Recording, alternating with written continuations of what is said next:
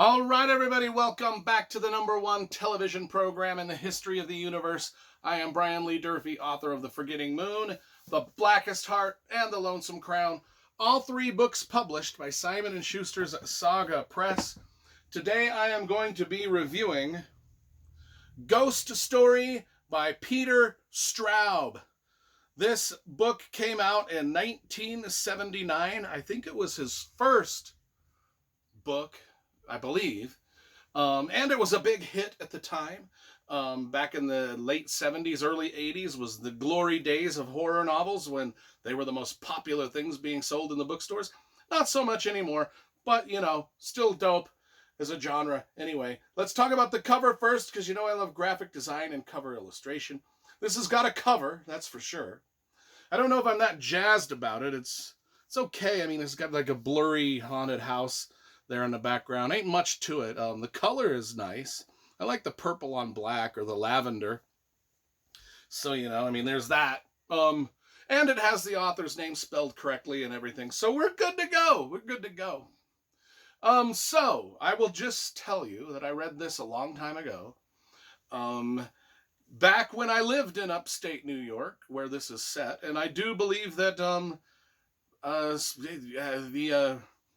the author captured upstate New York very well. I mean, the small town feel of upstate New York, he got it. He got it. This takes place in a town called Millburn, New York, which doesn't exist. I Googled it. I was like, okay, is he writing about a real town? No, it does not exist. Millburn, New York does not exist. Don't think that you can buy vacation property there or any such thing, because you won't. It doesn't. It's not there. It's a made-up town. But for a made-up New York small town, it works. And it works well, especially upstate New York. Anyway, I will say right out of the bat, you will be hooked on this novel from the very first 30 pages. This is the most surreal, creepy, confusing opening 30 pages I've ever read of any novel I've ever read. It's probably one of the most intense, too. And I was riveted to every word. But I have no idea what I read. I just don't. It's kind of like, this is an interaction. The first 30 pages are an interaction between a supposed kidnapper, an old man, and a supposed kidnapped little girl. And it just is 10 parts creepy, 1 part heartwarming, and then another 10 parts just disturbing, and just makes your skin crawl. And I think that the reason it makes your skin crawl is because the author does a great job of adding little touches and twinges of humanity between the interaction between the kidnapper and the kidnappee, and where the kidnapper has his issues, the kidnapped girl has her issues, and they kind of bond. And it's almost like a Stockholm Syndrome type of a bonding, but at the same time you're reading it and your skin is crawling. You're almost kind of like, I dare say, sympathizing with both characters to a little bit of degree, and that's the genius of the whole opening. And you're just like, this is weird. And then after you've read it, and then towards the end of what you're reading, the author plays a few little literary tricks on you, and then you're just like, was any of that real? It's just very bizarre, okay? But I loved everything about it. And it's absolutely literary genius what he did. I don't know how to explain it. So you'd have to read it for yourself and draw your own conclusions. My conclusions could be way off. But anyway, because that's the thing, is you don't know what the fuck you're reading. Jump to, that's the prologue, 30 pages. Then we jump to Millburn, New York, with 4 aging men who, there's a youthful indiscretion that's coming back to haunt them. And can they bury the past? Cannot they bury the past? Cannot they get away with it? Can they get away with it? Let's just be frank. It was a murder that happened. And these gentlemen were involved as youngsters, and I won't tell you to what degree of involvement, because that's plot stuff that I don't want to give away.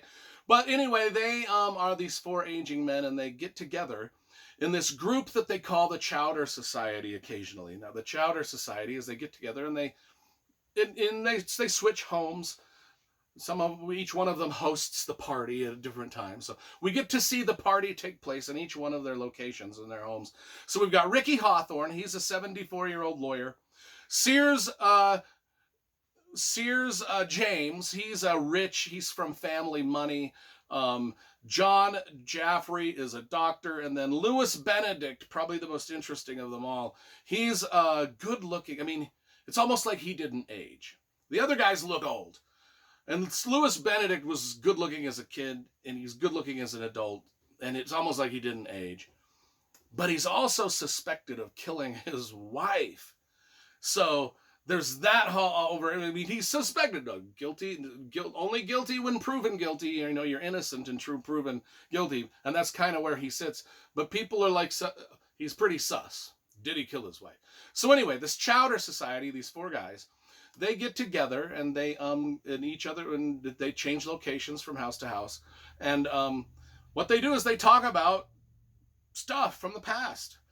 And one thing that they do is they always ask each other, what is the worst thing you've ever done? And then they proceed to tell each other disturbing stories from their lives. And a lot of these stories are horrific, ghost type story, like ghost story. What's called ghost story. So this is these guys are telling ghost stories to each other within the novel Ghost Story. So not only is Ghost Story, the novel, a ghost story, but we also get about a half a dozen other ghost stories within this that these guys are relating to each other. So it's a story within stories. Stories within a story. I don't know. Something like that. But you're thinking, okay, so this is about all these old men. Well, no, there's younger characters. This is kind of an examination of this small town, Milburn, New York, and sort of this the thing that is haunting the town in general. And is it, what kind of monster is it? What kind of creature? What kind of ghost? Is it a vampire, werewolf, a creature from the Black Lagoon, or all of the above? I mean, what is it? What is the overarching baddie that is stalking this town? Why are these guys speaking? Why are these guys have their Chowder Society Club? Why is it that? Why is any of it happening? What happened in their past? What about the kidnapped little girl and the kidnapper from the prologue? All of this stuff, you're just like, all of this stuff. And my favorite parts of the novel are honestly, the best parts are those ambiguous, surreal, sort of WTF, what am I fucking reading parts? Because there's some really bizarro tangents that this book goes off on where you're just kind of like, you feel like you're in a dream or someone's dream. And the prologue did that perfectly. But it's just a unique novel. I don't think there's a horror novel out there like this. It's probably a one of a kind. And I think people are either going to hate it or love it because of that. Because it's literally a literary horror novel. It's as if John Irving decided to do a horror novel. That's the best way to describe it. A little bit slower than most horror novels. I mean, you're not going to get a lot of gore, blood, and guts, and aha moments, you know, where the monster jumps out around the corner and scares the shit out of everybody. That's not in this book. This is more of a deep psychological thriller. Much like I explained to you, Stephen King writes two types of thrillers. He writes his psychological thrillers, and he writes his monster thrillers. Like his monster thrillers are like Cujo, stuff like that. His literary thrillers or his psychological thrillers are like The Shining. Well, that might be kind of a monster one too. Well, anyway, you know what I'm saying. I give this about an 8 out of 10.